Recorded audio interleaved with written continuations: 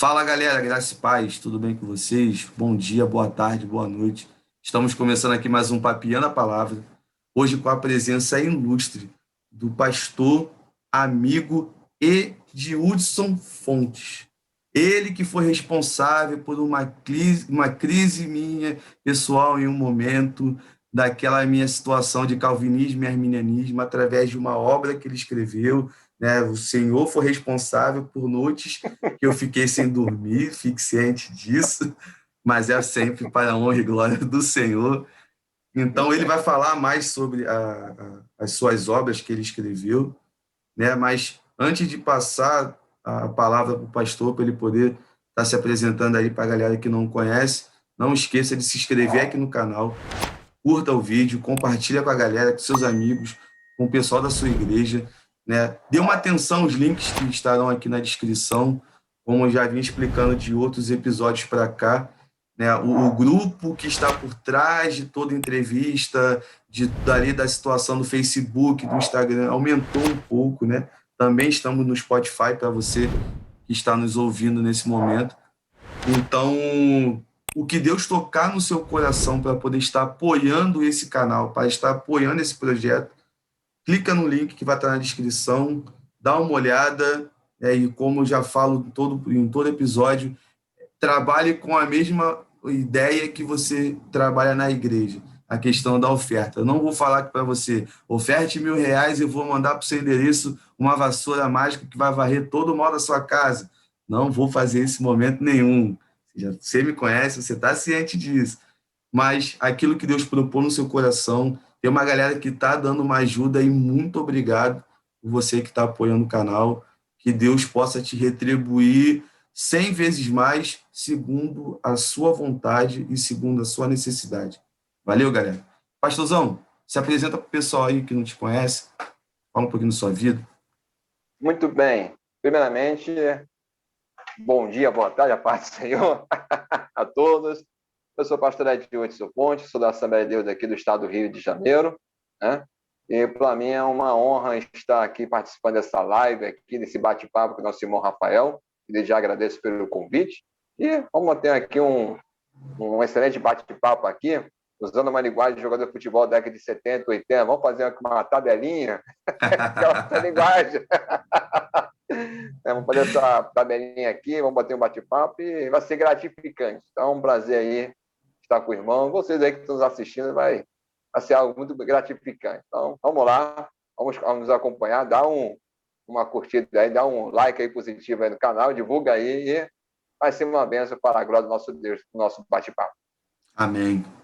Pastorzão, como eu sigo aqui, né, o modus operandi aqui de todo o programa, né? A única pergunta que eu já tenho aqui anotada, que é uma pergunta muito complexa e muito difícil de responder, é que eu sempre pergunto para o convidado, para ele contar para a gente, né, como é que foi a sua experiência de conversão, como é que aquele dia que Deus falou com ele poderosamente, que ele começou a ter a noção do pecado verdadeiramente, que o Espírito Santo o convenceu do pecado, da justiça e do juízo, né? Conta pra gente aí um pouquinho da sua história de conversão. Como é que o senhor conheceu o Cristo?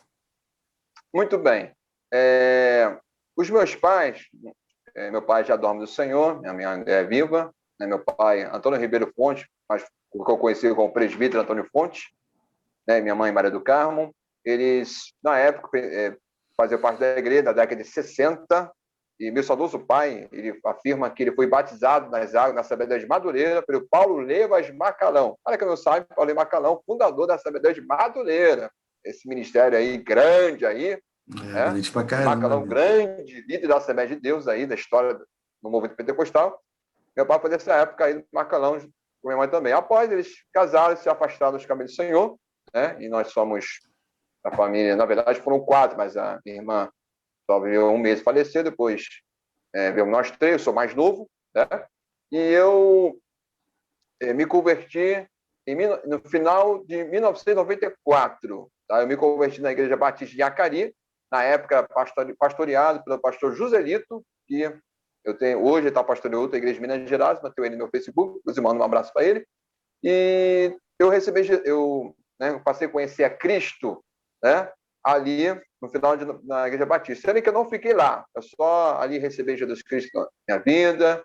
Eu, já em 95, início do ano, já estava na Assembleia de Deus de Fazenda Botafogo, que na época, tá? Fazenda Botafogo é zona norte do Rio de Janeiro, que na época estava na Rua 2, era uma congregação de Rocha Miranda, pastoreada na época pelo presbítero Hélio, e depois a igreja mudou para a Rua 1, localidade, e ali foi pastoreado pelo pastor Ageu, que hoje dorme no Senhor. E dali, a minha trajetória toda, novo convertido, passar pelas águas, e toda a minha trajetória ali, iniciar um pouco ministerial, exercer como cargo de auxiliar de trabalho, diaconato, passou tudo ali. Então, começou em 1994, e aí começou toda essa trajetória aí da minha caminhada cristã para chegar aqui até os dias de hoje. Amém. Mestre, a gente estava trocando uma ideia aqui, né, antes de começar a gravar, né, para o pessoal aí que talvez não tenha entendido muito a introdução. Né, há anos atrás eu tive acesso ao livro Panorama da Teologia Arminiana, né, que o pastor Edildson Fontes escreveu. É um livro que não... Aí, para a galera aí que estiver interessada, vou colocar o link aqui na descrição do vídeo, tá? Ele é impresso pela editora Reflexão. Eu vou deixar o link direitinho, se você quiser adquirir, só clicar que vai direcionar tudo direitinho. Compre, o livro é muito bom. A gente está fazendo aqui, não é fazendo a propaganda somente por vender o livro para você comprar, mas é porque o conteúdo é muito, muito, muito interessante.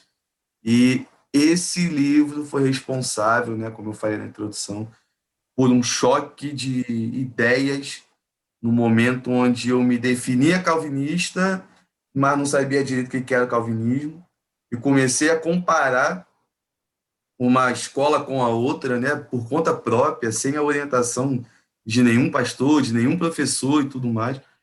Para quem me conhece pessoalmente sabe que eu sou uma pessoa só um pouquinho curiosa, né, e gosto muito de fazer um livro, né, e é uma coisa que eu peguei, pastor, como hábito, de pegar um livro de uma escola com um livro de outra escola e começar a fazer os dois se conflitarem ali. Eu vou fazendo filtro, bom, isso aqui eu concordo, isso aqui eu não concordo, e foi uma tática que eu fiz para mim mesmo, que dá muita dor de cabeça, dá muito trabalho para caramba poder fazer. Você te obriga a ler dois livros ao mesmo tempo. É bem complicado. Mas tem sido, para mim, momentos de grande aprendizado. E esse livro, Panorama da Teologia Arminiana, foi um livro que eu tenho, marcou, está guardado. Com uma dúvida ou outra, eu sempre tenho acesso, assim como outros livros também, né, de linha arminiana. E que, para mim, poxa, muito obrigado, louvo a Deus pela vida do Senhor, pela capacidade que Ele lhe deu para poder estar escrevendo essa obra. E aproveitando aqui, né, para a galera que não conhece, e até já deixando um gostinho para o pessoal que está assistindo poder clicar no link que vai estar na descrição para poder estar adquirindo esse livro, o senhor poderia contar assim o pano de fundo do livro, dar só um spoilerzinho para a galera poder querer assistir o filme completo depois? Com certeza. Bom, esse livro aqui, vou mostrar de novo aqui, ó. Livro aqui, capa bonita, né? Ele é meu primeiro livro. Ele é o fruto de um curso à distância. Eu estava lecionando um curso à distância, né, online. Comecei em ano de 2017, né, muito bem disso, foi o ano do nascimento do meu filho Caleb. Né, e esse curso ele durou até ano de 2018. Por quê? Porque houve a oportunidade de publicar esse trabalho em livro, né? E ali acabou sendo pela editora Reflexão, né? Na verdade, teve uma outra editora que teve um interesse, né? Mas acabou que não tinha uma previsão de prazo, né? De ser publicado, então acabei que optei pela editora Reflexão e ali ocorreu ali tudo bem na publicação, enfim. E aí está aí até hoje sendo aí publicado, vendido aí para a editora Reflexão, enfim. Então, esse livro ele é uma introdução, ele é fruto de um curso, é uma introdução acerca do arminianismo. Então, para quem se interessa, né, para uma pessoa iniciante, um membro de igreja, enfim, para entender esse assunto, essa obra se encaixa perfeitamente, que a proposta é essa. É uma introdução acerca do arminianismo. Uma linguagem fácil, né? Tem referências, mas uma linguagem introdutória. Então, esse livro aqui, ele encaixa perfeitamente para aquele que quer entender sobre o arminianismo, quem foi Jacó Armínio, quem foi John Wesley, quem foram os remonstrantes, os cinco pontos do arminianismo, as diferenças que existem entre arminianos, 4 pontos, 5 pontos clássicos, wesleyano, né? Mas tudo uma linguagem fácil, né? Mas tem referências ali também que eu uso também, e a proposta é mostrar que, apesar dessas diferenças, né, essas diferenças não deixam um arminiano melhor do que o outro. Então, os arminianos estão de igualdade, a diferença existe, né, mas isso não altera os fatores. A essência é mesmo. Então, é uma obra introdutória para aqueles que se interessam, para aqueles que estão iniciando um assunto. E até a pessoa que é membro de igreja, ele pode entender perfeitamente a proposta dessa obra. Amém. Então, galera aí que está assistindo, clica no link, vá lá, dá visitinha lá no site da Editora Reflexão. O pastor também tem outro livro que eu tive acesso e que é um livro também, para mim, muito bom, que é o Reforma Protestante e Pentecostalismo. Está aqui, ó. Esse aqui está em minhas mãos, né? Posso falar um pouco dele? Pode, claro. Ok. Esta obra, bom, dentro da academia, acerca da reforma protestante e pentecostalismo já está sendo tratado. A proposta desse segundo livro, eu estou tratando especificamente das 5 solas, né? Somente Deus a glória, somente pela fé, ou justificação pela fé, somente Jesus Cristo, só a graça, somente Deus a glória. Né? Esses 5 pilares, que é muito conhecido, né? Conhecido como os pilares, né?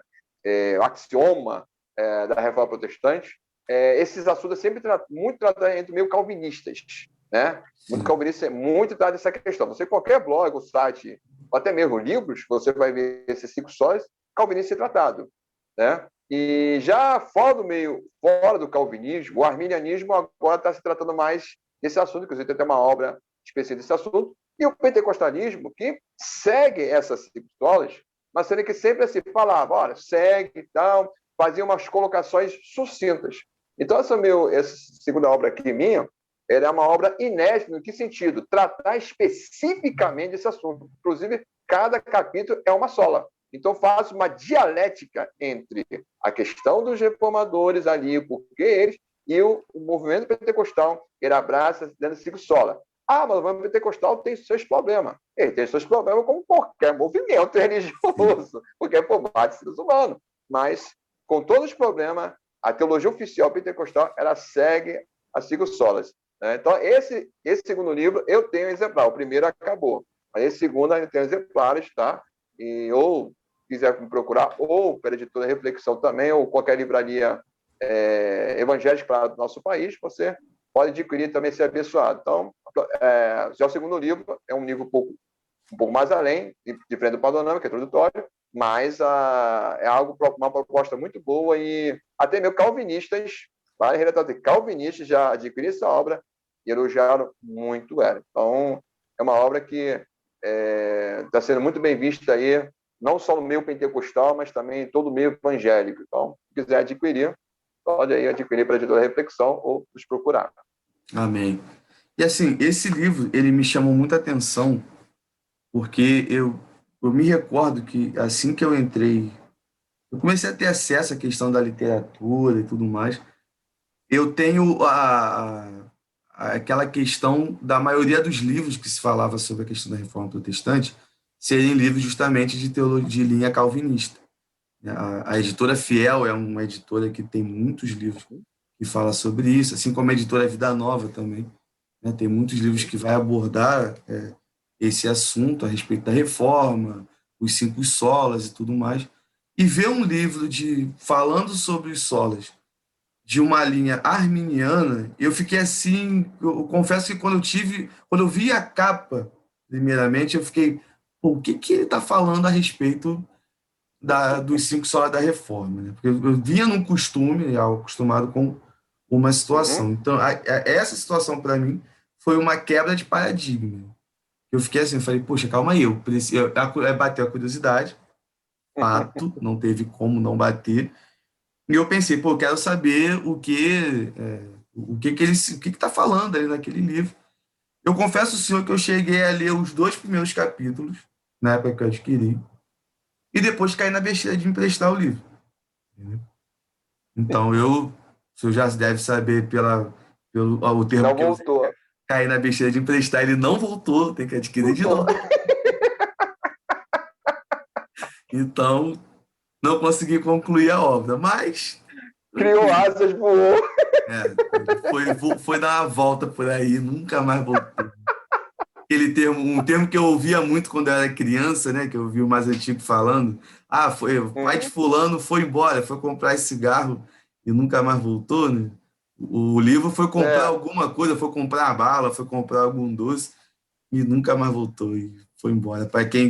Quem tiver com o meu livro aí, por favor, um recado aqui de coração, com todo amor e carinho, devolve aí, porque o livro tá caro pra caramba. Então, mestre, aproveitando esse assunto sobre a questão da reforma protestante e como ele se comunica com um movimento pentecostal, né, a leitura que eu faço, né, do meio onde eu estou, com os amigos que eu conheço, é que o movimento pentecostal, ele parece que de uns anos para cá, ele está sendo levado mais a sério quando a gente vai falar sobre a questão da literatura. Porque, assim, eu tive uma dificuldade muito grande de entender a ideia do pentecostalismo clássico. Uma galera que estuda, uma galera que gosta de escola bíblica dominical, uma galera que gosta muito de culto de doutrina, né? O pessoal que gosta muito de ler, e o básico, que é, na minha visão, do meio evangélico, né? Que acho que a gente precisa se esforçar, né? A gente entende que o Brasil, o país que nós vivemos, é um país onde não tem uma cultura de leitura, né? sim. O povo brasileiro, no seu senso comum, é uma galera que não tem muito aquele amor por ler. Aí eu posso me Uhum. colocar como exemplo que até meus 22 anos de idade eu nunca tinha lido um livro, então fui só ler depois que eu entrei para a igreja, pela questão da curiosidade e tudo mais. Então, assim, eu vejo que o meio pentecostal, as pessoas, quando vai falar do pentecostal, tem muito aquela ideia da pessoa que está entregando ou recebendo uma revelação ou que está rodando o tempo todo Rodando. e falando em língua estranha. Então, Uhum. assim, o senhor que é um continuista, né, em relação à questão dos dons e tudo mais, assim, galera, eu também sou, tá? Eu sei que eu estou decepcionando algumas pessoas nesse momento, mas eu sou continuista, cara. Não, continue me amando em Cristo Jesus, mas não É, tem tem que amar como, mesmo, né? não tem como não ser. E te respeito também, você que é Claro. sensacionista. E assim, só para Uhum. deixar claro para a galera, que tem algumas pessoas que estão, que sempre assistem, mas tem uma dificuldade com um termo teológico e outro, a questão do sensacionismo é, na prática, é a pessoa que não acredita que os dons que nós vemos ali no livro de Atos dos Apóstolos são para os dias de hoje. E a questão do continuismo são as pessoas que acreditam que aqueles dons que tiveram, que foram registrados ali no livro de Atos, também se manifestam na igreja no nosso tempo. Então, só para deixar claro aí para a galera que tem uma dificuldade ou outra com um termo teológico e tudo mais, então, para você ter a noção, aquele que acredita que continua e aquele que acredita que não continua. E, mestre, a pergunta que eu tenho para fazer para o senhor é, para o pentecostal, né, para o meio pentecostal, vamos melhor dizendo, Uhum. como que ele consegue dar uma deixar claro para todos os outros ramos da igreja Uhum. evangélica que o pentecostalismo também é um movimento voltado para o estudo? Muito bem, meu amigo. Essas expressões, rodar, cair, enfim, são expressões do pentecostalismo popular, tá? Existe a teologia oficial e a teologia popular. Esse populismo não só se aplica ao meio pentecostal, se aplica em qualquer denominação, né? Se a gente, vou citar aqui a Igreja Batista, né, onde eu me converti, tem uma teologia oficial, mas existe alguns conceitos populares entre eles, como uma igreja nazarena, presbiteriana, enfim, qualquer igreja evangélica tem esses problemas, né? Inclusive, há problemas no nosso meio evangélico brasileiro que não é problema especificamente de pentecostal, é um problema de geral, do meio evangélico geral, ou, um termo mais técnico, evangelicalismo brasileiro, né? Que aí não é só pentecostal, envolve os evangélicos de forma geral, né? Mas o problema é que as pessoas gostam de jogar muitas contas no meio pentecostal. Então, existe essa questão popular. Na história do movimento pentecostal, embora sempre as pessoas simples estiverem envolvidas, mas sempre houve pessoas presentes, né, nessa questão do interesse ou saber. O próprio Gunnar Wingre, que é um dos fundadores da Assembleia de Deus, ele tinha formação teológica, inclusive a CPAD publicou uma obra acerca da monografia do de Gunnar Wingre, melhor dizendo, acerca da tabernáculo, a tipologia de tabernáculo de Jesus Cristo. Está publicado para a CPAD, essa monografia dele. E eles sempre se interessaram na questão de saber, não é à toa que até fundaram o próprio jornal Mensageiro da Paz, que era uma forma de instruir ali os seus obreiros ali. Então, sempre houve na parte dos fundadores esse interesse. Até a esposa do Gunnar Wingre, ela também foi além de ser uma esposa atuante, também trabalha nessa área de educação também. E vários institutos teológicos, né? Um deles é o Instituto Bíblico Pentecostal, que foi aqui do Rio de Janeiro, pelo Lorenzo Olson, Antônio Gilberto e o Gilberto Malafaia, um dos fundadores. Teve outros também, instituições teológicas, como o IBAD, todos os outros, que agora de cabeça eu não lembro, são muitas instituições. Então, na verdade, os fundadores, né, sempre houve esse interesse, sim, pela instituição teológica. Acontece que a Assembleia de Deus, em 10 anos, conseguiu invadir o Brasil todo, né? Então, pela grandeza, alguns obreiros brasileiros também ali começaram essa postura um pouco anti-intelectual, né? E aí isso aconteceu vários problemas, a história é muito longa, né? E essa influência do questão com o contexto brasileiro acabou também influenciando e prevalecendo. Mas sempre houve exceções. Um exemplo, Antônio Gilberto, que já hoje da Dom do Senhor, fazia parte da Sociedade Bíblica Brasileira, trabalhava com essa questão da tradução. Ele que traduziu a Bíblia do Estudo Pentecostal. Ele traduziu. Antônio Gilberto é um erudito na área teológica, juntamente com o saudoso memória também, Dr. Russo Shedd, que também trabalhava na Sociedade Bíblica. Então, no meio pentecostal, mesmo o meu popular tem esses conceitos, né? E que veio também de fora também, que influenciou o Brasil, mas sempre houve também pessoas que com formação teológica, com até mesmo interesse. Quer ver um livro que muito conhecido no nosso meio evangélico, Manual de Escola Dominical, escrito por Antônio Gilberto, que era pentecostal. Então, se o pentecostalismo não gostasse de escola dominical, então tinha que ser de outros autores. E esse livro, até hoje, é o mais vendido no nosso meio evangélico, não só no meio assembleano. Então, sempre houve. E o que acontece que a influência da massa é que sempre mais prevaleceu. Quer dizer, a denominação cresceu, era grande, mas não tem como, às vezes, dar o controle de tudo, né? E aí essas coisas acontecem. Isso não só uma pentecostal. Se fosse uma outra denominação qualquer, que tivesse um número de membros igual a Assembleia de Deus, ia acontecer a mesma coisa, porque estamos falando de pessoas.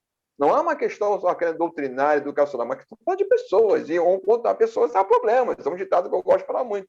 Quanto mais cresce um grupo, os problemas aparecem. Isso é família, isso é empresa, isso se aplica em igreja, porque é ser humano. Mas é salvo em Cristo Jesus, mas não deixou de ser ser humano. Né? Deixou ser humano, comedor de arroz e feijão. Né? Não é ET, não é anjo, é ser humano. Ser humano sempre é problemático, complexo. E só Deus, para entender ou compreender, nem psicólogo compreende em parte. Mas depois ele mesmo tem que se cuidar dele, porque senão vai ter estafa, outras coisas mais.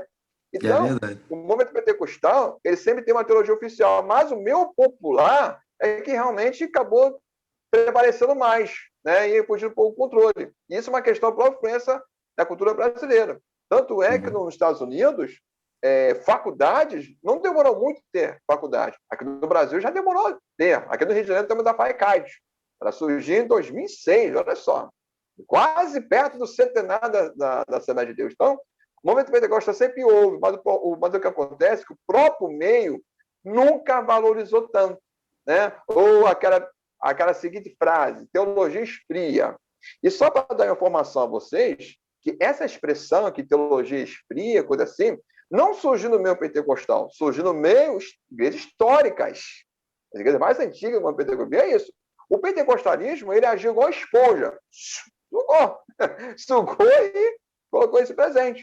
Então, sempre houve essa questão da literatura. E o que acontece, de uns anos para cá, especificamente a Assembleia de Deus, da Convenção Geral, porque tem várias convenções, mas especificamente a Convenção Geral, por crescimento do calvinismo na Assembleia de Deus, não só apenas do calvinismo, mas até mesmo outros pensamentos, a questão da pneumatologia, ou da doutrina do Espírito Santo, da batismo do Espírito Santo, até mesmo a questão da escatologia, então a Assembleia de Deus começou a repensar, né? A Assembleia de Deus sempre teve o cremos, né? Sempre teve a questão a sua base de pé do cremos, né? Só você pegar o mensageiro da paz, você abrir, lá, cremos, né? Sempre teve a questão do cremos. Então a declaração de fé foi reforçar, um reforço daquilo que já acreditava, dar um reforço maior. E nessa questão aí, o Pentecostal ali começou a se expandir mais. Mas sempre houve obras. Por exemplo, a Teologia Sistemática Stanley Orton, ela foi publicada na década de 90. Quer dizer, então é uma sistemática talvez de uma forma um pouco mais acadêmica aí, de peso no pentecostal. Mas há pentecostais que não conhecem. Brasileiros. Bom, podia citar aqui Raimundo de Oliveira, que ele tem um livro sobre grandes doutrinas da Bíblia. Eu posso citar Mike Pirme, década de 70. Era um manual de teologia da Assembleia de Deus, inclusive oficializado pela Convenção Geral. Né? Então, na verdade, é uma questão de interesse mesmo. Sempre houve, mas a questão de interesse. Agora, a questão de entender a Constituição. Gente, a Constituição está aí. Mas quantos brasileiros não conhecem seus direitos e deveres? Passam a conhecer agora. Né? Então, isso se aplica ao movimento pentecostal. E de uma forma bem superficial, né?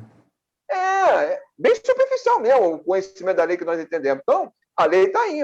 Né? Hoje você pode ter o Google, você poder ler ou baixar a Constituição, mas será que todo mundo quer fazer isso? Não, só quer só ler aquele seu interesse, aqueles artigos de seu interesse e acabou. Ou aquelas fé e acabou. Então, o pentecostal sempre houve teologia, mas o interesse muitas vezes sempre é deixado de lado. E vale lembrar também, só para concluir, a influência dos neopentecostais, que aí surgiu, começou influenciando não só o meio pentecostal, mas praticamente todas as igrejas, ou quase todas as igrejas evangélicas, né, que sofreu influência com os neopentecostais, essas práticas, né? E aí essa questão do pragmatismo, essa questão muito fácil, e o brasileiro tem uma cultura que, além de não gostar de ler, é uma cultura também que quer as coisas fácil, né? A famosa frase do Gerson, lei da vantagem. O brasileiro gosta muito disso. Gosta de um jeitinho brasileiro, né? Então, tudo isso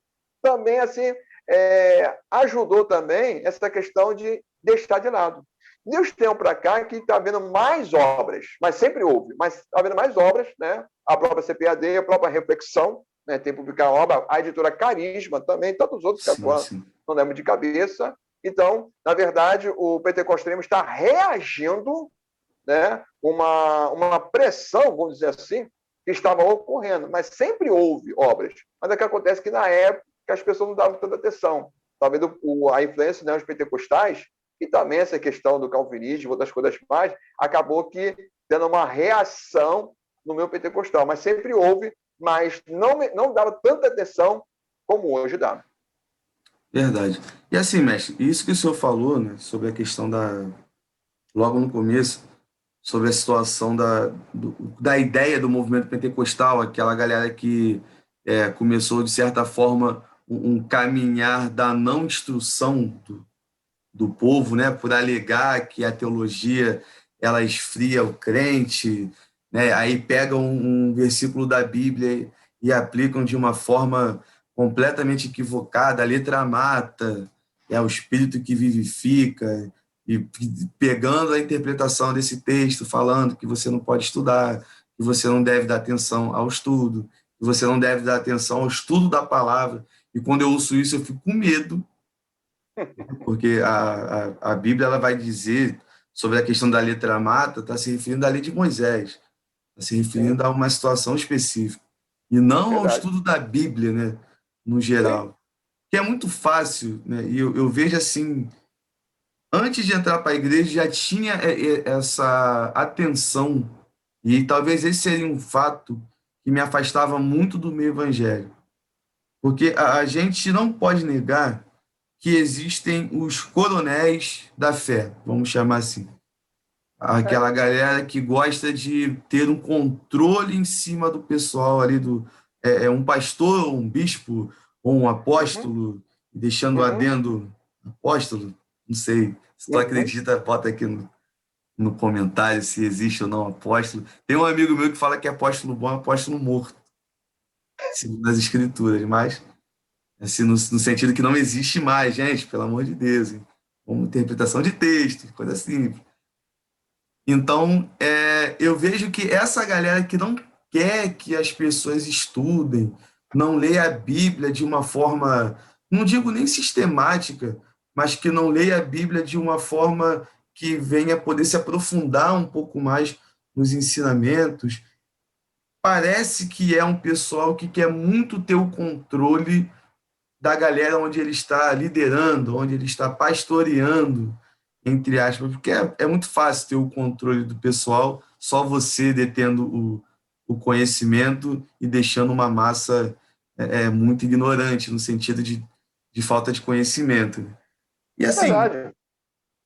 o senhor acha que essa questão do incentivo à falta de instrução é algo para alimentar essa cultura do coronel, né? Que essa cultura do coronel ela já é muito antiga na nossa É, nação.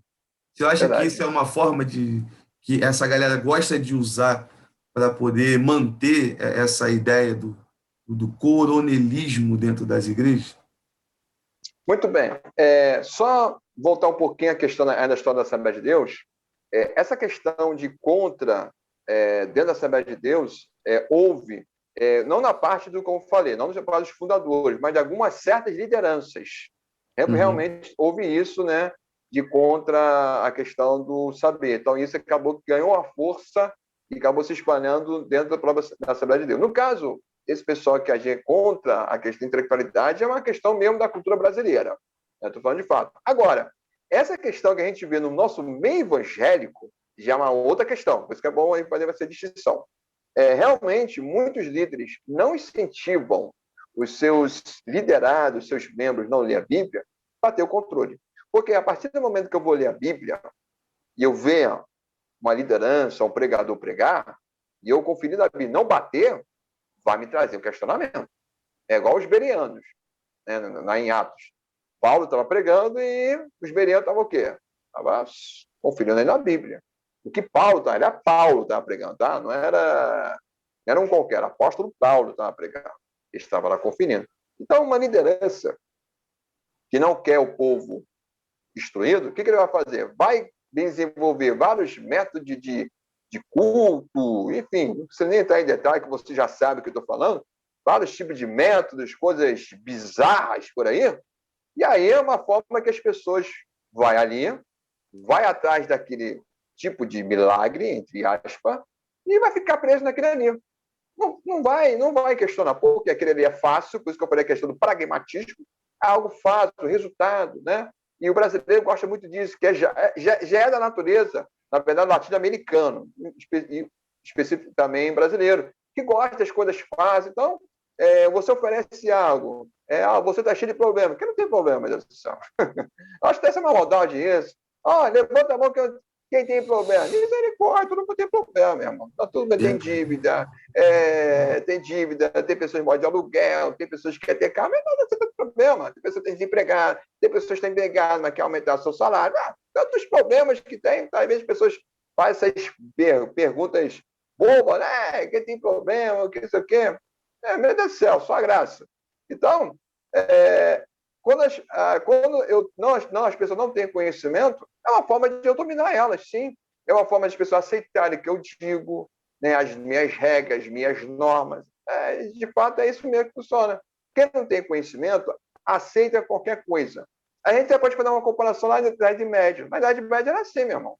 Né? Na Idade Média era assim. A igreja de Roma batia o martelo, as pessoas diziam amém. As Verdade. missas eram latim, né? E as pessoas diziam amém. A reforma que houve essa ruptura. Aí Lutero, reformadores, queriam traduzir a Bíblia para o povo poder ser alfabetizado pela leitura da Bíblia. Surgiu as escolas públicas, no período da reforma, enfim. Então, hoje, esse colonialismo gospel, vamos dizer assim, que existe, de fato, ele não incentiva o povo a ler para justamente segurar o povo. Você vê que tem igrejas que estão tirando a escola dominical. Tirando. Tá? Aí Nem eles botam para fazem um que outro dia, né? não botam, tirando a escola dominical. Né? Por quê? É uma forma de manipular. Aí fala, não, faz um culto aqui, uma reunião, o pastor pregando é uma escola. Peraí, meu irmão. Né?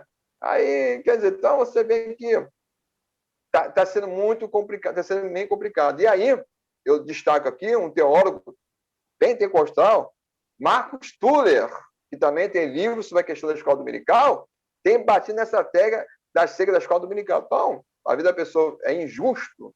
O meu pentecostal, mas só, irmão, o maior divulgador da escola dominical, tá? Marcos Tuller, própria CPD faz eventos sobre a escola dominical. Então, assim, o povo assembleano pode ter, ele mas dizer que não tem, o pentecostal não gosta de escola dominical, não divulga, também já é um exagero grande.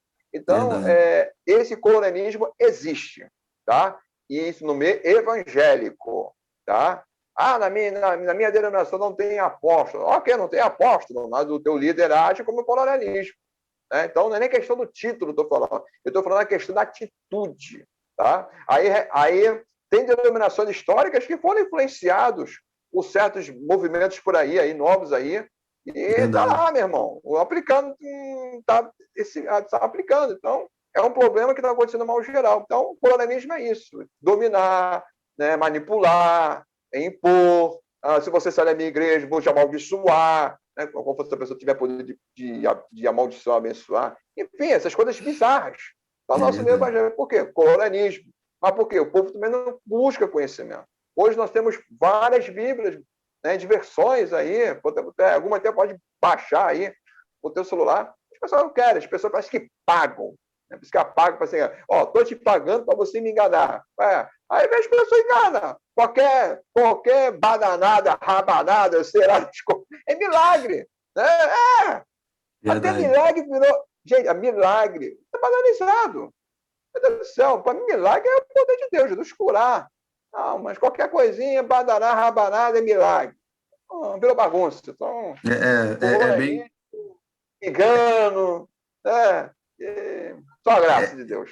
é bem complicado, né? Na verdade, se cumprindo o que a Bíblia vai falar, se me falha a memória, em 2 Timóteo, capítulo 4, sobre a questão que chegaria um tempo em que as pessoas, sentindo comichão nos ouvidos, iriam fazer mestres para si, né? No É. caso, fazendo mestres segundo a sua própria vontade, aquela galera Isso. que vai na igreja do pastor fulano porque ele vai falar que parece aqueles cartazes que a gente vê em poste na rua, né? Trago a pessoa Uhum. amada em 3 dias, mas aí É. dentro da igreja, mas tem que Uhum. contribuir com uma oferta mínima de R$ 1.000.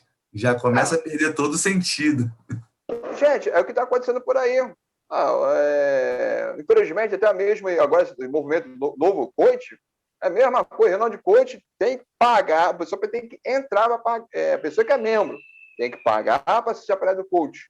Aquelas pregações bem heréticas, inclusive, com conceito até pelagiano, um conceito até herético, já está tendo. Exatamente. É complicado. Quer dizer, então, Exatamente. eu repito, parece que o povo paga. Não, eu vou pagar aqui, eu quero que o pregador fale as heresias que eu quero ouvir. Parece que as pessoas estão assim hoje. Então, o colonialismo hoje é forte, sim, no nosso meio evangélico. A questão do engano também é forte também. E, como o irmão falou, realmente está havendo muito essa questão mesmo, fazendo mexe para si mesmo. Então, se hoje, né, eu tenho um problema, né, e se a igreja não aceita esse problema, então eu vou para outra igreja na qual aceita esse meu problema. Se eu tenho um certo vício, né, que para mim não é, aí eu já começo o meu achismo, eu acho que não é pecado.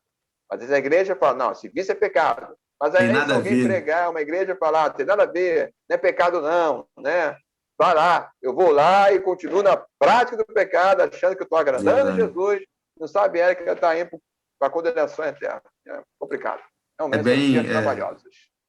Exatamente. A gente está vivendo num tempo bem difícil, a gente vive num tempo bem complicado.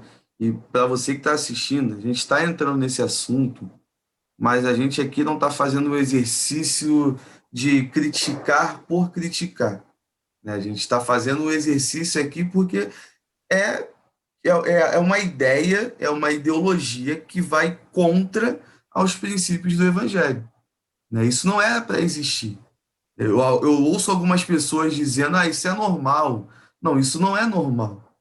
É como se, é a mesma coisa, mal comparando, você tratar o câncer como algo que, é só um câncer. Mas não é só um câncer, é uma doença séria. É uma doença Verdade. que leva à morte. E muitas pessoas, infelizmente, estão morrendo dentro das igrejas por conta dessas situações, né? A questão da compra de elementos que vão fazer uma lavagem na sua casa, a questão da pedrinha que você vai botar em cima da televisão, que vai, aquela pedrinha vai sugar todo o demônio, toda a potestade Pô, que existe na sua casa e depois você vai jogar fora. Mal comparando, é a mesma coisa que se colocar um olho de boi no copo com água atrás da porta, é, que isso é uma prática de outro segmento. sim. E as pessoas, não, você tem que pagar tanto para isso. Assim, é algo muito complicado que as pessoas pagam sem questionar, É. pagam sem reclamar e vão na onda de vários líderes por aí. A internet, por exemplo, é um ambiente que eu tive um start ano passado, acredito que direcionado pelo próprio Deus, que é um ambiente que você consegue chegar em muita gente e muito rápido, com um conteúdo de qualidade, falando das verdades do Evangelho e o que está escrito na Bíblia, a seriedade que a Bíblia diz que nós temos que ter e tudo mais. Mas também é um meio em que muita gente está consumindo um monte de besteira. E eu nem digo aqui um monte de besteira falando de algo fora da igreja, mas Uhum. fechando, né, funilando na situação no ambiente evangélico. Essa semana eu estava ouvindo um pregador novo aí falando, e o senhor tocou sobre a questão do pelagianismo, e aqui para a galera que está assistindo, que é calvinista, arminiano, não é pelagiano, eu já caí nesse erro de afirmar isso um dia. Estou confessando aqui o meu pecado para o senhor que está trocando a ideia comigo, para a galera que está assistindo. Um dia eu pensei que Que ser bom, graças a arminiano Deus. era ser pelagiano. E tudo que esse pregador aí, não sei o que esse cara é, na verdade, estava falando era o pelagianismo puro. A ideia da mensagem dele é que o ser humano ele consegue chegar à questão do perdão de Deus pela sua própria força, pelas suas próprias obras, pela a sua capacidade. Ele fala, ele, em determinado momento da mensagem, ele fala o seguinte: Deus te capacitou a se justificar. Eu Ixi, fiquei, eu fiquei assim, eu falei, caramba, então pelagianismo. eu sou quase um Zeus, então, nesse negócio, eu sou um cara bom pra caramba. E, e, e, assim, e assim, eu fiquei, eu transportei a minha mente a uma pessoa que chegou no evangelho há pouco tempo. E comecei a identificar o quanto que isso é prejudicial. Porque eu já não tenho aquele tempo de caminhada absurdo. Mas eu já consigo filtrar uma coisa ou outra e de falar, pô, não, isso aqui está errado. Isso aqui a Bíblia não diz. Isso aqui é uma filosofia anticristã. Então, eu consegui chegar, ainda que no nível muito raso, a esse nível de discernimento, né, de poder identificar e tudo mais. Só que tem gente que está chegando na igreja hoje que não consegue ainda ter esse discernimento desse tipo de assunto. E acabam abraçando essas ideias, acabam abraçando essas afirmações como uma verdade absoluta. E isso é Verdade. prejudicial demais. E, assim, dentro dessa questão, pastor, e desse Sim? assunto que nós estamos tratando no momento, o que que o senhor acha que a igreja, né? Não vou falar, não vou me fechar ao meio pentecostal, Mas a Sim. igreja, de um modo geral, precisa dar como resposta a essa situação que eu chamo de a cultura da ignorância. O que que a igreja precisa fazer para dar uma resposta à cultura da ignorância? Bom, em primeiro lugar, eu acho que assim a questão do incentivo à leitura da Bíblia, e aí parte começando pela própria liderança. A liderança tem que incentivar o povo a ler a Bíblia. Segundo, oferecer propostas. Quando eu falo propostas, no sentido seguinte, oferecer um bom ensinamento à igreja, e aí tem a escola dominical, tá? Tem escola dominical, um excelente departamento da igreja que possa ajudar na questão do ensino. E quando eu falo ensino de escola dominical, estou falando uma questão de ensino sistemático. Eu também não estou aqui especificando, não, a sua escola dominical você tem que comprar uma revista específica. Isso aí, cada igreja tem a sua realidade, ok? Sim. Cada igreja tem a sua realidade. Tá? Então, o pastor ele sabe da realidade da sua igreja e precisa tratar. Agora, estou falando uma questão, tratar no sentido bíblico. Não estou falando no sentido de tratar necessidades, questões pessoais, para fazer campanhas loucas para arrancar dinheiro do povo. Não é isso que estou falando. Estou falando ensinamentos sólidos para que a igreja venha crescer e amadurecer como cristãos. É isso que está precisando disso. Então, o pastor incentivar o povo a ler a Bíblia. A escola dominical está se colocando à disposição ali, juntamente com o pastor, oferecer um ensinamento sólido para a igreja local e os pais incentivar também os seus filhos, desde pequeno, e incentivar a leitura da Bíblia também. Isso é muito bom, tá? Meu filho lê história disso, incentivo a ler história da Turma da Mônica, legal. Estude Monteiro Lobato, show de bola. Mas também incentiva também a ler a Bíblia também. O seu filho já tem que começar também a ter essa familiaridade, melhor dizendo, com a Bíblia, daquilo que acredita, daquilo que está inserido. Isso também é uma lei. Então, tudo começa com o incentivo da liderança. Muitas dessas questões que acontecem no nosso meio evangélico é por culpa de liderança.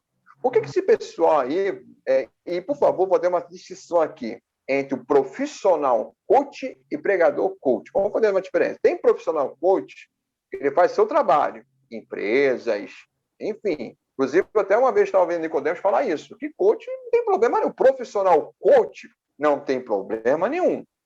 O profissional coach, a igreja não tem que olhar com problema, não. É muito bem-vindo. O profissional. Agora, a pregação coach, meu irmão, desculpe. A igreja não precisa de pregador coach, a igreja precisa de Bíblia. Tá? Nisso, uma vez, certa vez, eu curti e concordei plenamente com uma postagem do Ciro Cibordi. Ele botou no Facebook, foi bem cansativo mesmo e gostei mesmo, O concordo. cara é bem polêmico, né? Que os outros falam Foi que ele é bem bem polêmico. polêmico. A igreja não precisa de pregador coach. A igreja precisa de pregadores bíblicos que têm a vida com Deus. Concordo plenamente com o Ciro Cibordi.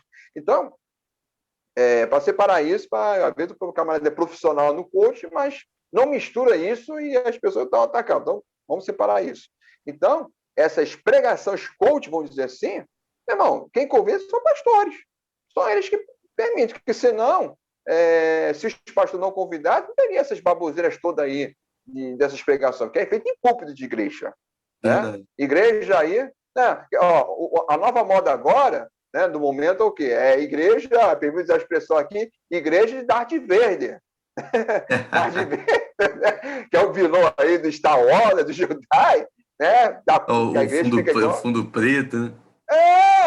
Né? Aí bota o púlpito de substitui com o latão, aí olha o argumento, meu Deus, olha o argumento, dizendo que não, o púlpito é uma coisa de elite, então o latão é uma coisa do show. Gente, não tem nada a ver, o púlpito lá, o púlpito foi feito, sabe para quê? Para colocar, na verdade, para colocar lá no Antigo Testamento, a escritura lá, no caso o Esdra, estou falando do Antigo Testamento, pegar os pergaminhos, botar lá, e ele ler e explanar para o povo. E nossas igrejas têm um púlpito, para colocar lá a Bíblia de uma forma centrada, uma forma que as pessoas possam ver ali, ou outro pregador, ou pastor, seja quem for, ali falar, pregar, e as pessoas prestar atenção. Não tem nada de algo elitizado. Isso não existe elitizado. Sim. Não tem esse negócio elitizado. Então, aí as pessoas inventam modismo e moda inventa essas coisas. Se a pessoa falar assim, não, para mim o barril é legal, coisa assim, beleza, não tem problema nenhum. Agora, vem com essa história aqui, não, uma nova revelação da parte de Deus. A nova revelação de parte de Deus, não. É outra coisa, meu irmão, não é de Deus coisa nenhuma, não. É outra coisa e tal, né? Então essas coisas. Fiquem criando moda. Daqui a pouco a igreja vão pintar de branco, para a igreja se parecer com o céu, aí todo mundo se segue. Então, É a moda, né? é moda, é o modismo, né? Então, sabe, aí o chiclê, né? Não, aí inventa várias chiquês, gírias. Então, assim, perde o sentido. Mas isso começa com o sentido da Bíblia. Se os líderes não trouxessem esse pessoal aí, né, porque pregando besterol, as igrejas estariam melhor. Se quer trazer pessoas de fora, por que chamam pessoas sérias?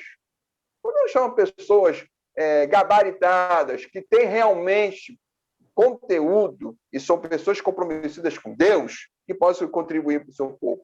Então, o meu evangélico, infelizmente, ele gosta de modismo, gosta de inovações, então permite essas coisas entrar na igreja. Aí por isso que a igreja, como alguns dizem, né, a igreja fica inchada, né, no sentido que espiritualmente, né, quer dizer, não tem. Então fica essas coisas todas. Quer dizer, aí, quando a gente vai ver nosso meio evangélico, a vida cristã dessas pessoas é fraca, né? Ó, só para constar aqui, na última eleição da presidência, um certo candidato, né, que gostava de espiritualizar as coisas, dar glória a Deus, né, dessa forma dele. Por quê? Ele é fruto de onde? Dessas coisas bizarras do nosso meio evangélico. Meio evangélico. O meio evangélico. Quer dizer, produzindo os conceitos. Né? Agora, se houvesse um ensinamento sólido, se houvesse pregações bíblicas, enfim, não estou falando que as bizarrices não acontecer, porque acontece, mas eu tenho certeza que os resultados seriam um pouco diferentes. Essa é a minha modesta opinião. Verdade. Daria uma amenizada, né, nessa situação, né? Ficaria um negócio mais tranquilo, vamos dizer assim, né? E assim, a galera, eu tenho uma galera que vai estar assistindo, que com certeza vai mandar mensagem depois, para falar a respeito da questão da parede preta, do fundo preto da igreja, né? E assim, até teve um convidado que uma vez até deu uma pequena explicação sobre essa questão. A gente até depois ficou trocando ideia depois que acabou a gravação e tudo mais, porque eu não tinha uma ideia exatamente por que se começou essa questão do fundo preto, né? Aí, no caso, tem uma galera que trabalha com duas vertentes. Uma vertente que o senhor falou, né, que para mim é muito sem noção, uma inspiração do alto. Veio um anjo e falou que a parede é preta agora, por conta disso, e tá. Eu fiquei assim, quando eu ouvi isso, eu comecei a rir.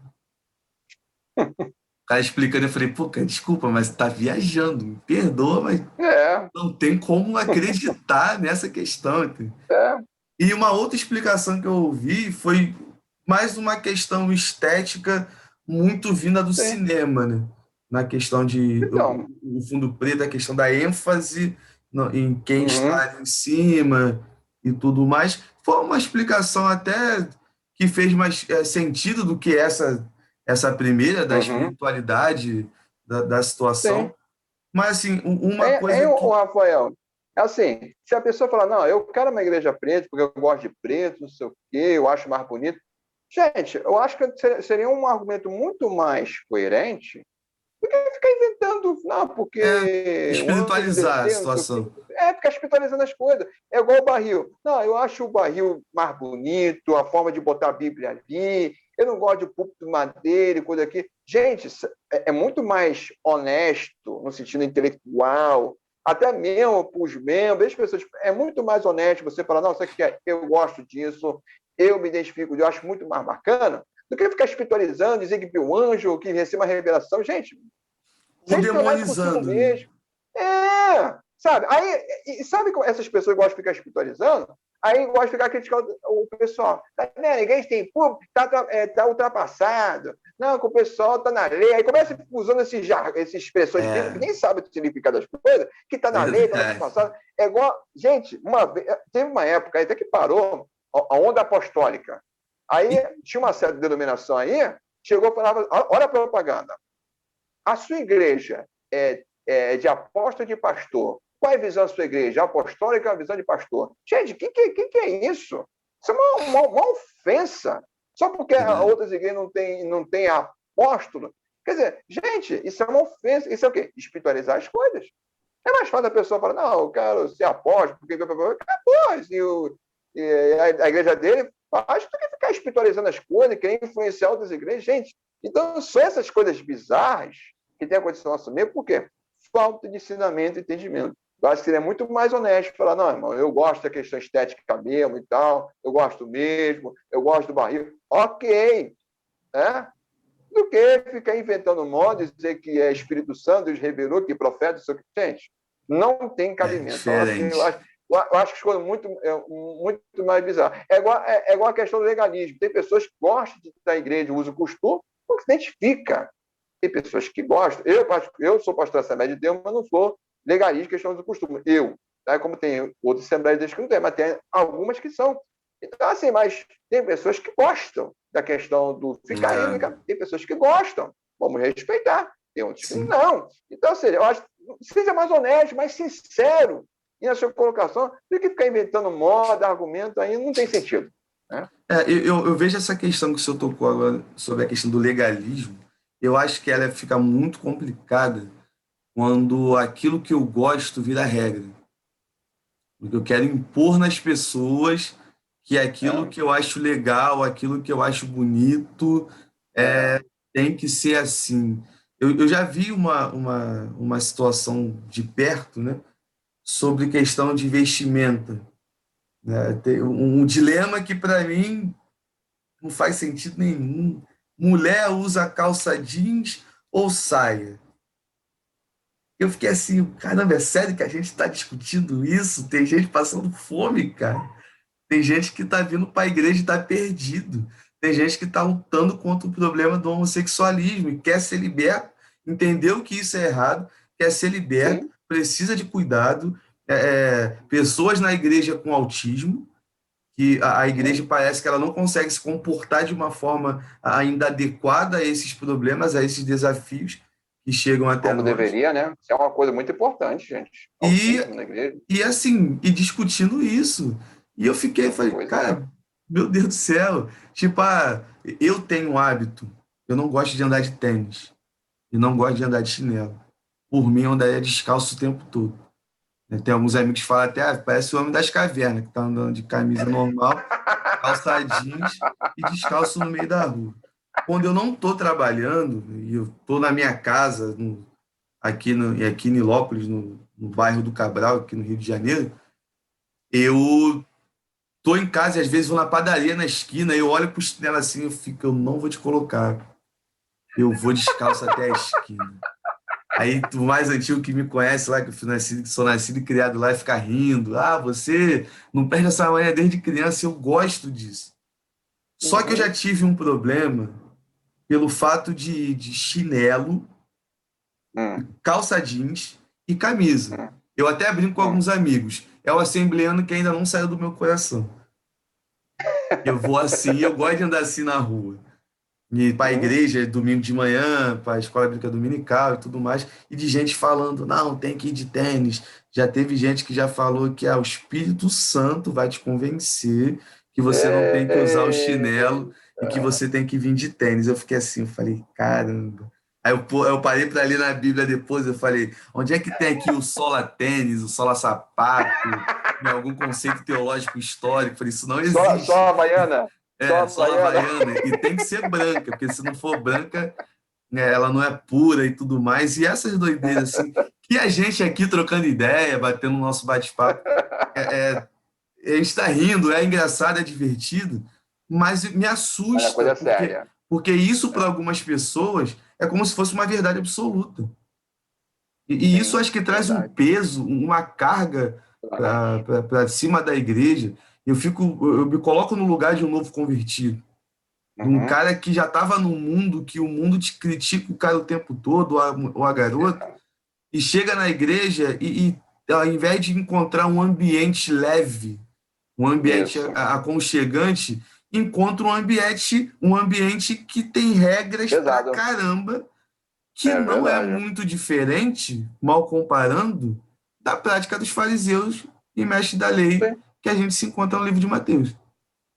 é verdade. Essa questão do legalismo foi muito, especificamente o pentecostalismo, foi muito forte. Ainda é forte, mas até que já diminuiu bastante, né?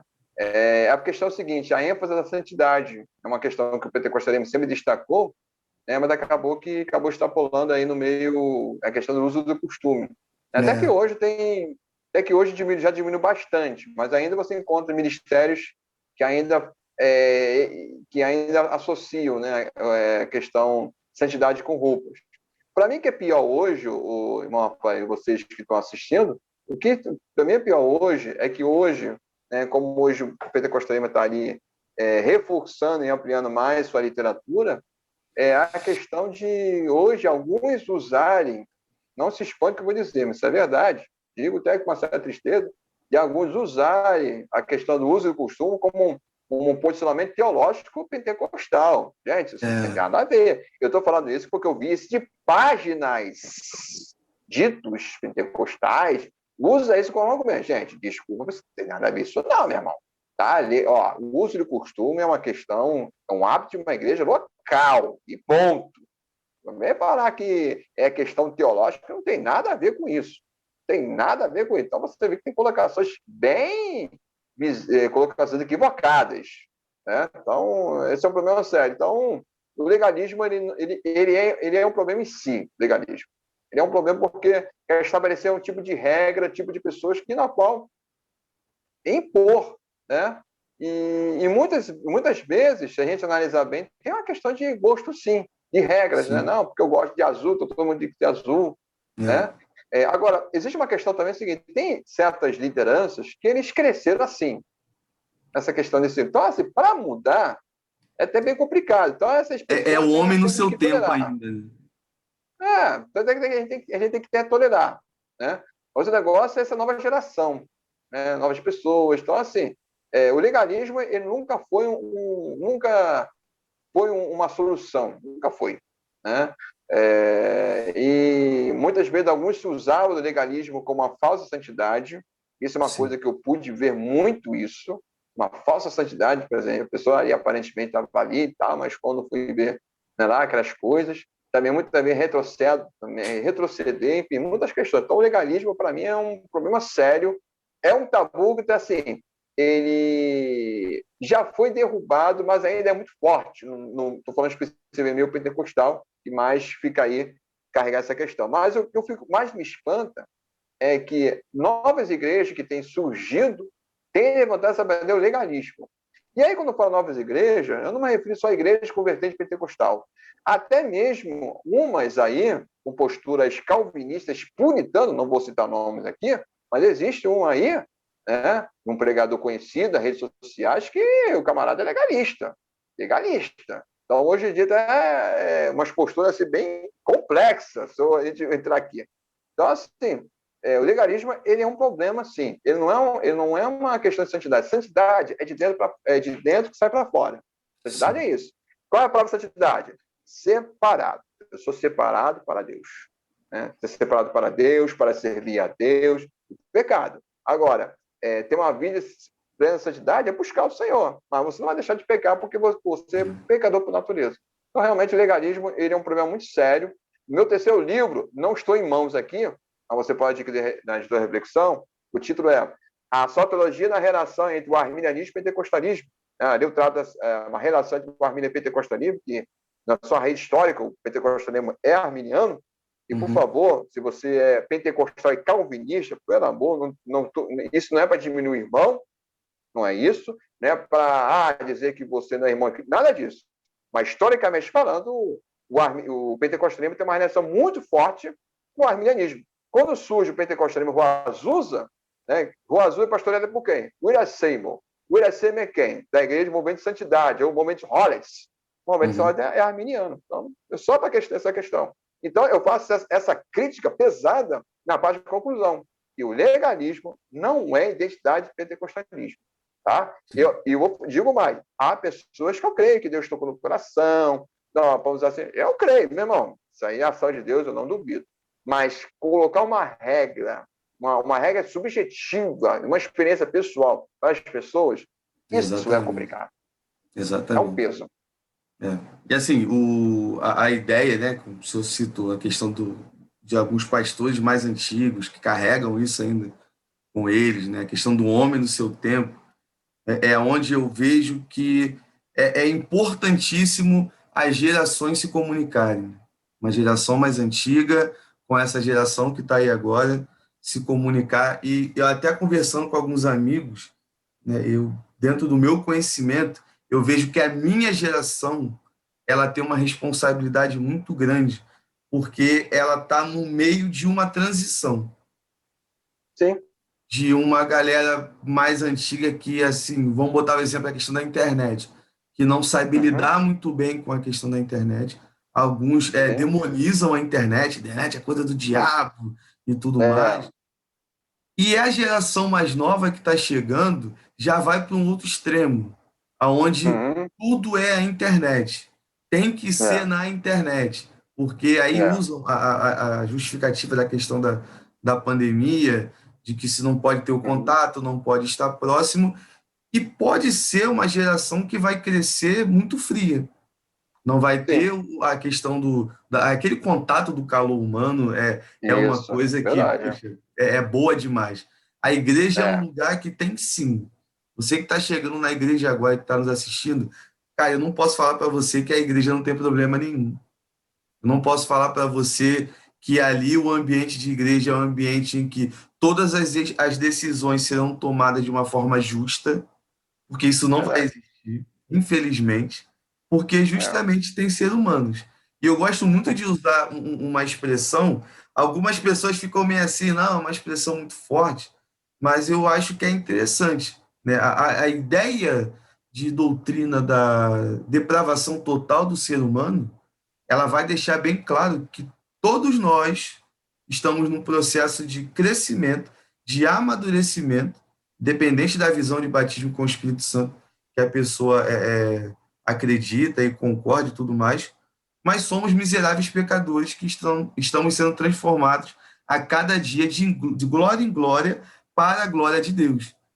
Então, cara, você novo convertido, por favor, tenha um pouco de paciência. A gente vai errar contigo como igreja e você vai errar também com a gente como igreja. Mas o interessante é a gente estar juntos, Isso. pautados com um único objetivo e sendo Isso. amadurecidos e transformados através do Espírito Santo de Deus. Mestre, a hora já está bem avançada aqui, né? Que a gente está gravando. Daqui a pouco já está quase na hora de acordar, né? Desculpa aí por falar pra caramba, me perdoa mesmo de Ah, coração. tranquilo. E eu queria que o senhor, nesse momento, para a gente poder encerrar, fizesse duas considerações, né? Primeiro, Uhum. um conselho aos novos convertidos, galera que está chegando hoje nesse ambiente com muitos problemas, mas para mim, o melhor lugar do mundo, que é a Igreja do Senhor. Não tem um lugar Sim. melhor do que esse. E também, De logo fato. após esse conselho ao novo convertido, né, a galera que está chegando agora, também fazer as suas considerações finais. Muito bem. O conselho que eu dou nos convertidos, né, que, como o irmão falou, o melhor lugar do mundo, com todos os seus problemas, é a igreja. Então, na igreja vai encontrar reforço da sua vida espiritual, renovo, consolo e apoio. Né? Ao novo convertido, congregue, se firme na sua igreja, frequente a escola dominical, leia a Bíblia, comece a ler a Bíblia pelos evangelhos, né? Existe o método de leitura da Bíblia, comece pelos evangelhos e quando vier os problemas, não seja abater, mas não pense em voltar, mas permanece em firme, porque os problemas vêm muitas vezes para querer nos afastar, mas permanece firme no Senhor, tá? Sempre lembra daquilo que Jesus fez em sua vida, tá? E continuar nessa jornada. Aí, se você vê a igreja com problema, não se esqueça, a igreja é formada por seres humanos. São pessoas cheias de problemas. Mas né, lá na igreja é o lugar de ouvir a palavra de Deus, de ser abençoado, de ser edificado. Lá que é o lugar para isso. Não é fora da igreja, não vai encontrar isso não. Fora da igreja só é sensível ao pecado e outras coisas mais. Mas na igreja, com todos os seus problemas, vai encontrar a palavra amiga, palavra de consolo, refrigério, né? Uma palavra que vai levantar a sua vida, uma palavra que, mediante o Espírito Santo, vai direcionar você. Então, permanece firme no Senhor, sempre almejando mais Deus em sua vida e sempre pedindo ao Senhor para que o Senhor venha ensinar. Tem um Salmo 90, o Salmo de 90 diz, né?